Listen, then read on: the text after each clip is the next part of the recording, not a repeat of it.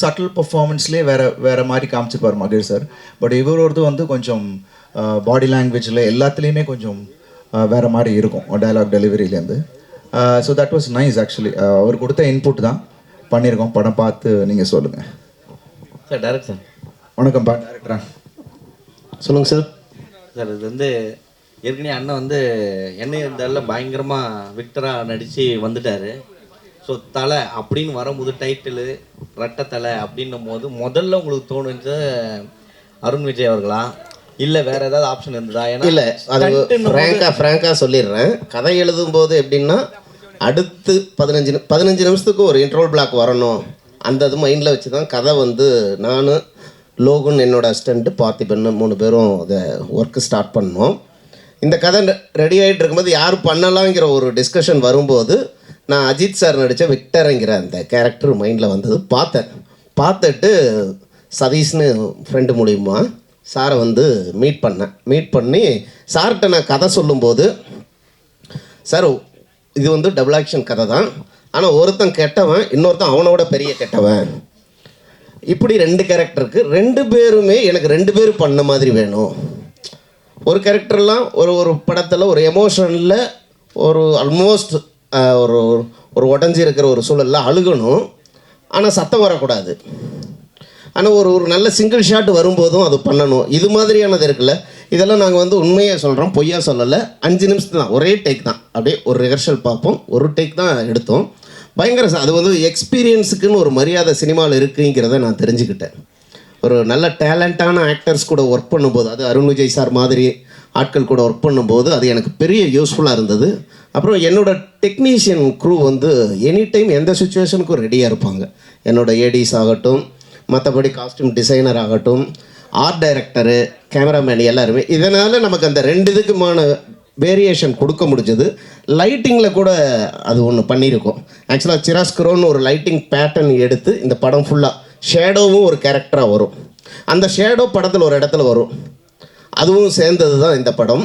அதனால் இவ்வளோ தான் எனக்கு சொல்ல தெரியுது, வேறு என்னென்னு கரெக்டாக தெரியல. அருணண்ணா சொல்லுங்கம்மா.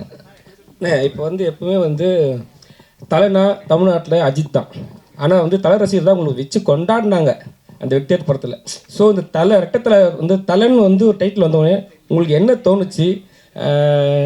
அஜித் சார் எதாவது பேசுனீங்களா?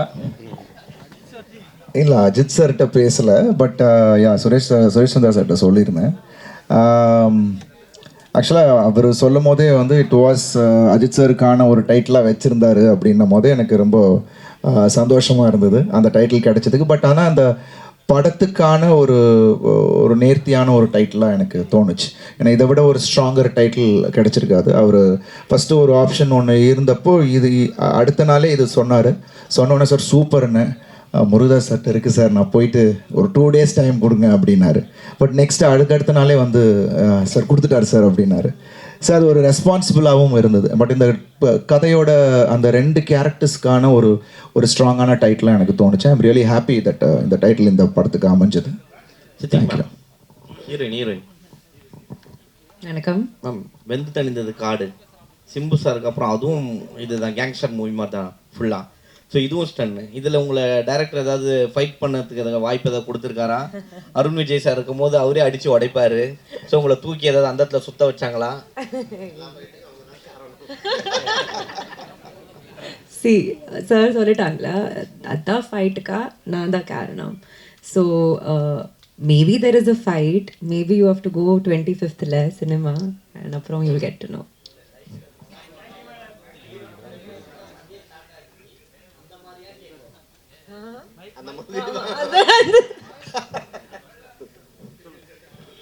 Sir director sir, good evening sir. Sir இங்கே சார் உங்கள் writer sir. Please sir. Sir 2 character இருக்குது. வித்தியாசத்துக்கு சார் வந்து வணக்கிட்டுருக்காரு. பட் அதையும் தாண்டி வந்து அந்த பல்லில் அந்த கம்பி வச்ச மாதிரி ஒரு கேரக்டர், அதை பார்க்கும்போது இந்த மைக்கேல் மதன காமராஜனில் சிவாஜி சார் கேட்பார் அந்த ஃபைட்டில், எஸ்டேட் ஃபைட்டில், சார் அந்த சொத்தப்பலனை அடிச்சிட்டிங்களா அப்படிமா ஒரு சிரிச்சிட்டு ஒரு ஈவல் மாதிரி சிரிச்சிட்டு அடிப்பார் திருப்பி அவரை. அந்த மாதிரி ஸ்டண்ட் கேரக்டர் வந்து அவர் சார் வந்து அவர் அந்த சிரிக்கிற கேரக்டர் வந்து கொஞ்சம் வித்தியாசமாக இருக்கும். அந்த கேரக்டர் எப்படி சார் ஒரு சார் அது ஆக்சுவலாக இந்த இந்த கதை ஃபுல்லாகவே ஒரு யூனியன் பிரதேசில் நடக்கிறது தான். பாண்டிச்சேரியில் ஆரம்பிக்கிற கதை ஒரு கோவா, மாஹே இந்த மாதிரி தான் ட்ராவல் ஆகும். அதனால் நீங்கள் இது வந்து கூட ஃபாரின் சாங்குன்னு நினச்சிருப்பீங்க. ஆக்சுவலாக ஃபாரின் போய் எடுக்கணும்னு கிடையாது. எனக்கு அந்த ஆர்கிடெக்சர் இருக்குல்ல, அது இங்கே இந்தியாவில் எனக்கு மேட்ச் ஆகலை. ஒரு பாண்டிச்சேரியில் ஒரு ஃப்ரீயாக வச்சு ரோட்ஸ் காலியாக 2 பேர் சந்தோஷமாக அப்படியே ஒரு பேர்ட்ஸ் பறக்கிற மாதிரி இருக்கணுங்கிறதுக்கு அது மலாக்கான்னு ஒரு இடத்துல அமைஞ்சது. அதுக்காக போனது, கதைக்காக தான் அந்த சாங் கூட அங்கே போனது. அந்த ஃப்ளோவில் அப்படியே இருக்கணும், அந்த ஆர்கிடெக்சர் கூட மாறக்கூடாது அப்படிங்கிறதுக்காக தான் போனது. இந்த ஒரு டால் பில்டிங்ஸ் எல்லாமே பார்த்தீங்கன்னா அங்கங்கே ஒரு ப்ரோக்கன் இருக்கும், ஒரு ஷேடோஸ் இருக்கும். இது ஒரு டோனாக வந்து ஒரு பிளான் பண்ணி தான் அது பண்ணது, எல்லாருமே சேர்ந்து க்ரூ எல்லாருமே. இப்போ நீங்கள் கேட்குற அந்த இது வந்து என்னென்னா, எனக்கு நிறைய சீன்ஸில் இவர் கெட்டவன் காட்டுற மாதிரி இருக்காது. வரும்போது இப்போ அந்த பல்லு கிளிப்பு போடுதுன்னா அவனுக்கு ஏதாவது ஆக்சிடெண்ட் ஆகிருக்கணும், இல்லை ஏதாவது ஒரு பெரிய கார் ஆக்சிடெண்ட் இருக்கணும், ஃபாஸ்ட்டாக ஒரு ரேஷ் ஒரு வேகமாக போகும்போது ஏதாவது நடந்துருக்கு, இல்லை யாராவது அடித்து அன்கான்ஷியஸில் ஏதாவது பண்ணியிருக்கணும். இது வந்து எனக்கு ஒன்று தேவைப்படுது அவர் பார்க்கும்போதே. பட் அதுக்கடுத்தது கதைன்னு ஒன்று இருக்குது, அந்த கதை ஒரு எமோஷன் கொடுக்கும். ரெண்டாவது இந்த கேரக்டர் ஒரு கோவா சைடில்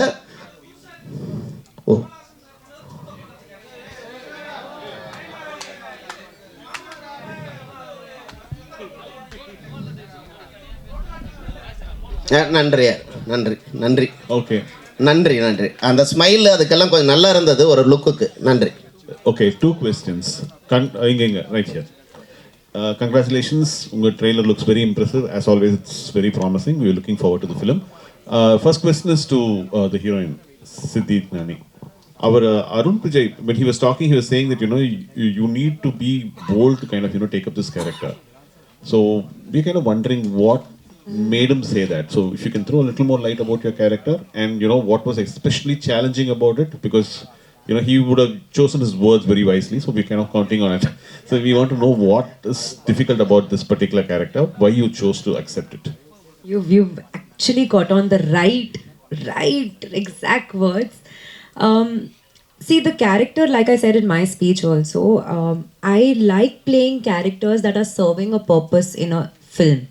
Be it Vendu Thanandadu Kaadu, even though VTKல என்னோட ஸ்க்ரீன் ஸ்பேஸ் ரொம்ப கம்மியான இருக்கு, but there was a purpose that she was putting in the film. Similarly with Kader Basha, there was an entire Kader Basha also, there was an entire story revolving around the female protagonist. அந்த மாதிரி ரெட்டத்தலாலே when Thiru sir came and narrated the script to me, I was sold on the idea that this story is revolving around Andre. That is my character's name. The lens that people can go for love. And does that love come back at the end? Maybe sometimes it does, maybe sometimes it doesn't. And that's what the film is all about. So I think on 25th you'll get to know. In that case, I'll ask the next question to the director. Sir, in the படத்துக்கு கதை வந்து what inspired you to write this story? What was the inspiration behind the whole thing? Is it an imaginary thing? Was there a real life incident? இல்லை imagine கிடையாது, இது ஒரு inspire ஆனது தான். நான் ஷேக்ஸ்பியரோட மெக்பத்தில் இருந்து தான் இந்த ஸ்டோரி எடுத்துக்கிட்டேன். அதில் வந்து அதோட தீம் அப்படியே இதில் இருக்கும். Ruthless ambition leads to its own destruction ஒன்று இருக்கும். அதாவது முறைகேடான லட்சியம் உங்களை தவறான ஒரு பாதைக்கு கொண்டு போய் நிறுத்தும் அப்படின்னு இருக்கும். இது வந்து ஒரு நாயர் ஜானரில் செட் ஆகிற ஒரு விஷயம். இதை பார்க்கும்போது உங்களுக்கு வந்து ஆகா சூப்பர்னு ஒரு எக்ஸ்பீரியன்ஸ் எடுத்துகிட்டு போக முடியாது. நல்ல வேலைடா ஏதோ சந்தர்ப்பம் கிடைக்குதுன்னு நம்மளும் எதுவும் தப்பு பண்ணலை அப்படின்னு ஒரு ஃபீல் கொடுக்கும், ஒரு லெசன். இந்த மாதிரி தான் நல்ல வேலை நம்ம இப்போ சேஃபாக இருக்கோம், தப்புன்னு யாருமே பார்க்கலன்னு யாரும் எந்த விஷயத்தையும் பண்ணிடக்கூடாது அப்படிங்கிற ஒரு பயத்தையும் ஒரு உணர்வையும் கொடுக்கும். அதுதான் வந்து ஆக்சுவலாக ஷேக்ஸ்பியர்கிட்டருந்து எடுத்துக்கிட்டது. ஒரு ஷார்ட் ஸ்டோரி மட்டும் ஹெமிங்வேட்டிருந்து கொஞ்சம் உருவிட்டேன், அவ்வளோதான். Hello mister Arun Vijay. Hi ma'am. Hello. Actually எனக்கு ஒரு சின்ன டவுட்டு, அந்த 2 கேரக்டருக்கும் நடுவில் வெயிட் டிஃப்ரென்ஸே இருக்கா? ஆக்சுவலாக வணங்கான் முடிச்சுட்டு வி ஸ்டார்டட். அதில் ஐ வாஸ் இந்த ப்ராசஸ் ஆஃப் லூசிங் வெயிட். ஏன்னா வணங்கானில் விடின் ஒர்க் அவுட் இல்லையா. ஸோ அப்போது சார்ட்டு சொன்னேன், சார் நம்ம இது பண்ணிவிட்டு நம்ம போயிடலாம் அப்படின்னும் போது, இல்லை சார் ஒரு கேரக்டருக்கு நம்ம கொஞ்சம் அந்த ஒரு இது இருக்கட்டும் சார் அப்படின்னாரு. So we made use of it and போகிற டைமில் பிகாஸ் அதை நீங்கள் பார்க்கும்போது தெரியும் அந்த அடுத்த கேரக்டர் வரும்போது I would shed it weight. நல்லாவே வந்து எஸ் அது அந்த மாதிரி தான் வி பிளான்ட் இட் அவுட். எப்படி சேஞ்ச் பண்ணிக்கிட்டீங்க அந்த வணங்கான்ல இருந்து? ஆக்சுவலி பாலா சார் படம் பண்ணாலே அதுலயே வந்து சில ஹீரோஸ் வந்து ஸ்டாண்ட் ஆயிடுவாங்க. ஸோ அதுல இருந்து எப்படி நீங்க வெளியே இல்லை அதுதான் இப்போ நான் தான் சொன்னேனே, இப்போ இட் டுக் மீ ஒரு 2-3 months ஆச்சு வெளியில் வர்றதுக்கே அந்த கேரக்டர்லேருந்து. அதுதான் நான் முன்னாடியே சொல்லிட்டேன் திருவிட்டேன், சார் இந்த மாதிரி ஏதாவது அந்த ரிசம்பிளன்ஸ் இருந்துச்சுன்னா சொல்லிவிடுங்க, பிகாஸ் என்னை அறியாமல் சில சம்டைம்ஸ் இருக்கும், அதை மட்டும் பார்த்துக்குங்க அப்படின்னு. அது ரொம்ப கேர்ஃபுல்லாக வாட்ச் பண்ணி ஏதாவது ஒரு இடம் இருந்துச்சுன்னா ஹீ வுட் ஹவ் டோல்ட், நான் அதை கரெக்ட் பண்ணிக்கிட்டேன். And that's how it was. And very well written screen பிளேயாக எனக்கு ரொம்ப பிடிச்சிருந்துச்சு. And it is wonderful working. ஒரு ஜாலியாக ஒர்க் பண்ணோம், நைட் அண்ட் டே போட்டு அடித்தார்.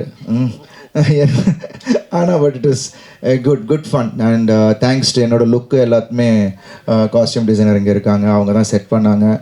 அண்ட் டிஜு எல்லாருமே I think every once effort தான் அந்த நீங்கள் பார்க்குற அந்த கேரக்டர் டிஃப்ரென்சியேஷன் கொடுக்க முடிஞ்சுது. டு சித்தி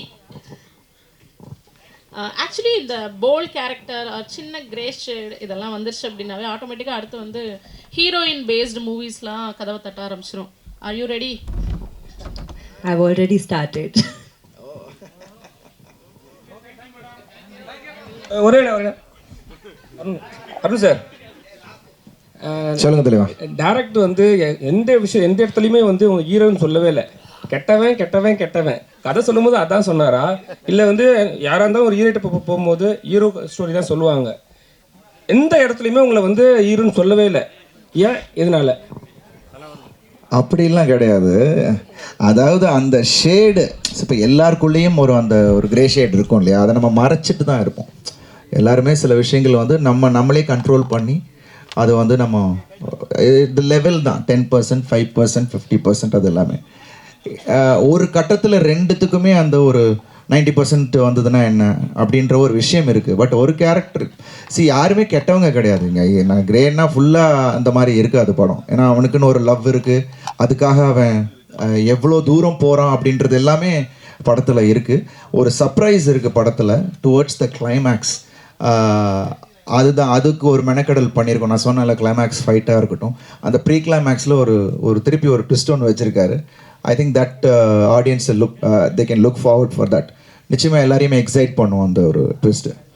overall it is wonderful experience. Arun, ஆக்சுவலாக நீங்கள் ஹீரோவும் கன்வே பண்ணுறீங்க, ஹீரோவும் நடிக்கிறீங்க, விஜய் சேதுபதி மாதிரி பல கேரக்டர் பல பெரிய ஹீரோ கூடயும் போகிறீங்க. இதை எப்படி நீங்கள் மெயின்டைன் பண்ணுறீங்க? ஏன்னா ஒரு ஹீரோனா நான் அடுத்த கட்டத்துக்கு போகணும், மாஸ் ஆகணும் அப்படின்னு நினைப்பாங்க. பட் ஆனால் நீங்கள் யார் கூப்பிட்டாலும் நான் நடிக்கிறேன் அப்படின்னு அடுத்த கட்டத்துக்கும் போகிறீங்க. இதை எப்படி? இல்லை, யார் கூப்பிட்டாலும் நடிக்கிறேன்னு இல்லை, பட் என்னை எக்ஸைட் பண்ணும் பிரதர். ஒரு நடிகன்னா ஒரு கேரக்டர் வந்து அதை எக்ஸைட் பண்ணணும். அப்படி எக்ஸைட் பண்ண கேரக்டர் தான் என்னை அறிந்தால். அப்படி எக்ஸைட் பண்ணின ஒரு நபர் தான் தனுஷ். இவங்க 2 பேருக்கு தான் அந்த இது நான் தமிழில் பண்ணேன், ஒரு வித்தியாசமாக ஒன்று பண்ணலாம். ஏன்னா because Dhanush brother as a director எனக்கு ரொம்ப பிடித்த ஒரு மனிதராக இருந்தார். ஏன்னா பிகாஸ் ரெண்டு படங்களுமே அவரோட ஒர்க் எனக்கு பிடிச்சிருச்சு. So I wanted to do and that's how. But rest I think நிறைய விஷயங்கள் இங்கே பண்ண வேண்டியது இருக்குல்ல, ஸோ அதுதான் பண்ணிகிட்டு இருக்கேன். Thank you so much ma'am. Thank you guys.